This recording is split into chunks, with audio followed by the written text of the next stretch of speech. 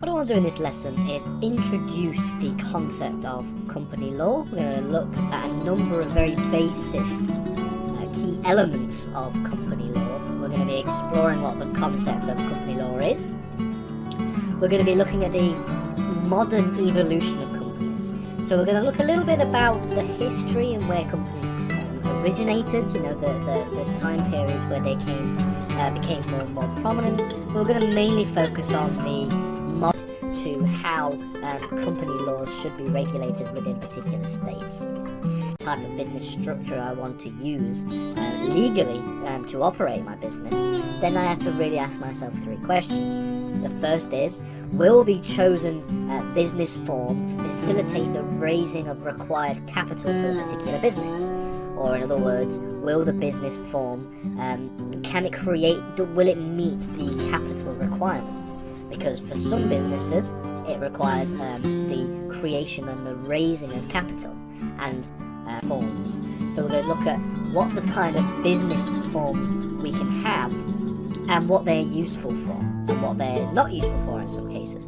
Because there is a difference between company law and there's a difference between that and business law.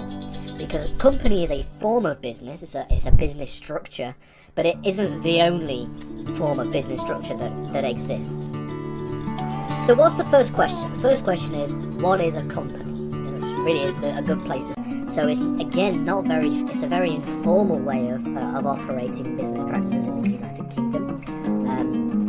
It's very similar to a sole trader, except in the sense that there are more than one of you. But at the same time, there is no need for incorporation or anything like that. And like it says here, a partnership may be regulated using contractual obligations. So for example, if you enter into a contract, and this doesn't necessarily have to be a written contract, okay, paid using personal wealth. On the other hand, we have a partnership, and it's really the 1890 Partnership Act that identifies really what a partnership is. And it says, I'm just going to read it word for word, that the relationship which subsists between persons carrying a business in common with the view of profit. This is what a partnership is. And really, a partnership will often be regulated by way of contractual obligations. When it comes to the specifically the legislative evolution of company law, it should be noted that there have been quite a few interesting changes in very recent years, and by very recent I mean literally last year. So really we're talking about since 2006, because it's important that we look at the sort of modern evolution of company law, because company law changes quite a lot. It's not like corporate insolvency and bankruptcy law in this series of videos, but what I want to do specifically is focus on them in more detail in their own series of lessons, because technically corporate insolvency law is different to company law. It relates to business practices and it relates to companies, but corporate insolvency is a very specific environment that takes place after a number of things happen, and the main one being. And just like with a sole trader, there is no protection from the debts to creditors if a business fails. However, unlike with a sole trader, the liability to the creditors would be shared across however many people the partnership itself. So finally, let's look at the main one we want to talk about, and this is a company. Okay. Now, a company exists as a separate legal entity. Maximize if we're talking about portfolio investments specifically. Employees as well, they have interests within business structures because they are relying on the business to pay them a particular wage for particular work, for particular labour. And other different, maybe more smaller, different stakeholders, people like tax authorities. So taxes are interested in making sure businesses pay the amount of tax that they owe. And so, really, we can. With that being said, let's look at business forms, different business structures that exist in the UK, specifically three main ones, and then we'll refer to really the pros and cons of each one. So, really, this doesn't necessarily have to refer to a company. In fact, spoiler alert, a company is one of the business forms. The other two do not exist as a company, and we'll distinguish between what makes a company and what requires, where a debtor has less liability to pay off the debts of the particular business, but in some cases the debts may have to be paid out using personal finances. And so you have to really ask yourself, what are the risks associated with this business structure? And the final question you would ask is, does this business form provide for the most efficient organizational structure? Because organizing a business is come to a near endless list of different kinds of stakeholders that we can identify within a business. But how would we identify the different types of stakeholders? And this is why we look at things like creditors. Now, a creditor is simply somebody or an entity who has entered into business with a company. So this can be either voluntarily or involuntarily. A structure. It does not require any formal registration. There is no need for any kind of incorporation of the business structure. There is no formal business structure that is required. It is simply how, if you want to start a business, this is the most simple way to do it. The majority of business forms that exist in the UK are sole traders. I believe it's around 65%. Start when we're talking about company law. And really the concept of a company is simply that it is an abstract entity. It is a legal fiction, if you will. Okay? It is just a legal entity which we utilize to do business and operate business in a particular way. Our modern understanding of the company, the sort of modern interpretation of companies that really hasn't changed that much, since the 16th century, began interests that you can have in a company. And in fact, not just a company, in business structures in general. So this refers to business stakeholders. Okay, so like I've just said there, it could be a company or it could be any other kind of business form, and we're going to talk about other business forms in a minute.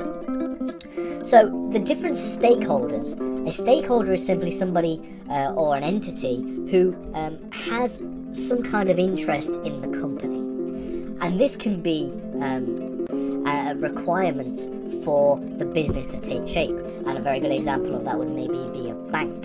A bank often offers business loans to individuals who are wishing to start a business. And these are the people that, infuse the business with a certain amount of capital to be able to get off the ground. You also have customers and clients. So if I go and walk into a shop, I'm going to purchase an item from a shop. And Employment Act 2015, then we start to see the larger reforms that took place, specifically in response to particularly the COVID-19 pandemic. So one example of this is the Corporate Insolvency and Governance Act from 2020.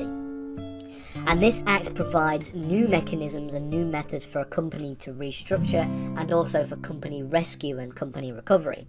Now, we will be talking about, and it exists separately from the people who are running the business. And that's why, unlike with partnership and sole traders, the people who run and operate a company may come and go over a period of time, whereas the company will stay the same. You cannot say the same for a sole trader or a partnership. If somebody decides to retire from a partnership, or if they're a sole trader and they decide to retire with another individual with the intention to carry on business with the common view of profit, then it's that contract that will generally regulate the partnership and will be the source of operations for how the partnership works. And therefore, if you enter into some kind of contractual obligations or enter into some kind of relationship with the view of doing business for a profit, you become de facto partners, and that becomes a de facto partnership. We also talk about international company law, and while they will play a role, obviously the EU is going to play a major role when we're talking about different ways in which company law operates in the UK, we're not going to focus on them specifically. So let's begin to talk about companies themselves. So that's the sort of housekeeping done and out of the way. Let's talk about specifically what we are talking about with companies. And we're going to begin by looking at what are the different kinds of land law or law of tort, where there are obviously lots of changes that take place, but the base structure and the basic principles tend to remain pretty much the same for a long period of time. Company law is very different. Company law changes a lot, and especially when it comes to the implication that different constitutional reforms has on the business world and on business practices. A very good example of that is Brexit. Modern legislative evolution of companies, namely since the Companies Act 2006. Then we're going to look at what it means to be a stakeholder in a company, what different kinds of stakeholders there are. And then from that, we're going to build upon the concept of business creditors, have a look at the different types of creditors, the distinction between, for example, a secured and an unsecured creditor, so on and so forth, before we finish up by looking at different business capital. And that is then owed back to the banks, usually at an increased rate with interest. On the other hand, you have people like customers who tend to be weaker creditors. They have less of a position within the business. They're not as integrated within the business if you're simply just purchasing a good or service from the business. And then we've got the final way in which we characterize credit. And obviously you can probably imagine the implication of Brexit on overseas companies operating within the UK. So the first major reform that we're going to talk about is the reform to the 1985 Companies Act. And this was a real major overhaul of this piece of legislation. And also it came with it the passage of a new piece of legislation, the Companies Act 2006, which came into force in 2000. It's very important and key to ensuring its survival. So really, there are three that we're going to talk about, three business structures that we're going to focus on. We're going to focus on the concept of the sole trader or the sole proprietor, the concept of a partnership, and then finally the concept of a company. And we're going to distinguish what all of these different things mean. So, sole traders or sole proprietorship is really the most informal form of business. An unsecured creditor is one that doesn't have any collateral within its crediting when it acts as a creditor with a business. And really, in other words, effectively, a secured creditor holds a line on its debtor's property. Now, we're going to talk about this in a later lesson, so don't worry about not understanding it too much yet. But the distinction between secured and unsecured creditors generally is probably the most complex of the different ways in which we can distinguish creditors in a business. And these are secured and unsecured creditors. Now, this is a little bit more complicated, but a secured creditor are ones who are associated with an issuance of credit or product that is backed by a certain amount of collateral. Now, it's better probably to use some examples. So, they generally refer to voluntary creditors, people who, voluntarily enter into some kind of relationship with the business, and the sole tradership that exists wouldn't exist anymore because it's directly connected to the person operating the trades. It's also, companies are also heavily regulated through a number of pieces of legislation. We've already mentioned them, a number of them here today. We've got mainly the Companies Act 2006, we have the Insolvency Act 1986 for if a company becomes insolvent, and we also have things like when we're referring to this can be on the one hand a secured interest, which we'll talk about in a little minute, and it could also be an unsecured interest. It could be an interest that is a strong interest and a weaker interest. And you can probably pick and choose which ones fall into the sort of strong and weak distinction when we go through this list. So one such stakeholders in a company or a business are lenders. And these are the people that maybe provide the capital in countries like England and the Netherlands. We've got, for example, one of the most famous and arguably the largest was the East India Company that spanned across the empire. And the point of these companies. The point in turning your business into a company is to be able to build on and expand business practices and do more business effectively. So it makes it not a company later on. So really, each business form operates in a certain way for a particular purpose. Now, they're generally tailored towards different types of business operations that people might want to partake in. So there are a number of factors that contribute to somebody choosing a particular business form. So if I want to start a business, okay, and I want to try and pick from the particular individual or individuals who are establishing it. So it means in order for a company to exist, there has to be a process of incorporation. And this process is a way in which a company exists legally as its own separate person within law. In the UK, this is done at Companies House.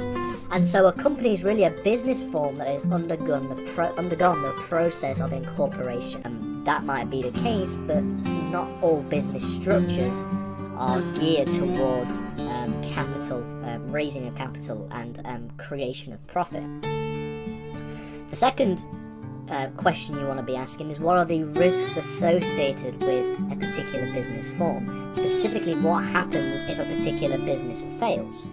In some cases, there are limited liabilities where a debtor, I have an interest in that business because I am, interacting and forming contractual obligations with that business by way of purchasing an item from a shop.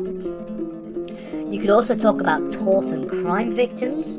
So people who have been wronged by the business will have an interest in seeing that come to some kind of justice, whether that be a tort or whether that be a crime, a criminal procedure. We'll talk about being that a debtor cannot pay its debts to a creditor, and that's when insolvency proceedings begin to take shape. So it's important that we do focus on that in a lot more detail in its own separate lessons, but we will touch on it very briefly in this series of videos as well. And it should also be noted that we are going to be limiting our understanding and our study to UK related company laws. There are obviously other branches of company law that exist. We could talk about EU company law, we could talk about corporate manslaughter as well. You also have the various people that own some kind of shares in a particular business, or just some kind of interest in terms of investing within the business, owning the business, or being partners within a business. And so these people obviously have a stake in seeing the company or the business do very well, because they want to see their profits.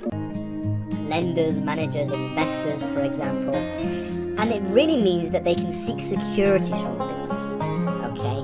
Whereby if their interests or their issuance of a credit product are unable to be secured, then the business then there is a certain consequence from the business, and that is in the form of securities. By contrast, on the other side of the contractual liabilities of a company, things like the Corporate Manslaughter Act, and you've also got regulation from supranational institutions like the European Union, mainly EU directives, and a few pieces of EU case law as well from the ECJ. And obviously we have to talk about the impact of Brexit on company law. And then you've also got a number of international law regulations that seem to act as sometimes more of a guide in legal proceedings against them, but they nonetheless are becoming creditors within a business practice. We can also divide creditors between strong creditors and weak creditors, and really strong creditors include those that have a stronger position within the business, maybe have stronger leverage within the business. For example, banks and other lenders will tend to have a stronger position within a business because they have provided a certain amount of, and they're mainly used for very small businesses, sometimes referred to as micro businesses, and these are generally if you are, for example, a plumber and you are a single, self-employed, you work on your own, you tend to be a sole trader because there is, less need for a larger business structure when you're a one-person operating and doing business around the country, for example. One consequence of a sole trader is that there are no protections if this particular business fails. So if you incur debts throughout the operation of your business, which is something that generally happens all the time, it's a natural part of business, you incur debts. Well then, if you are unable to pay said debts, you cannot have those debts written off in the form of bankruptcy proceedings. You'd have to pay that out yourself. So debts to creditors would have to be used. Now, we will be referencing the Companies Act a lot throughout this series of lessons, obviously, but the Companies Act itself is particularly huge. It's a very, very, very big, thick, dense piece of legislation.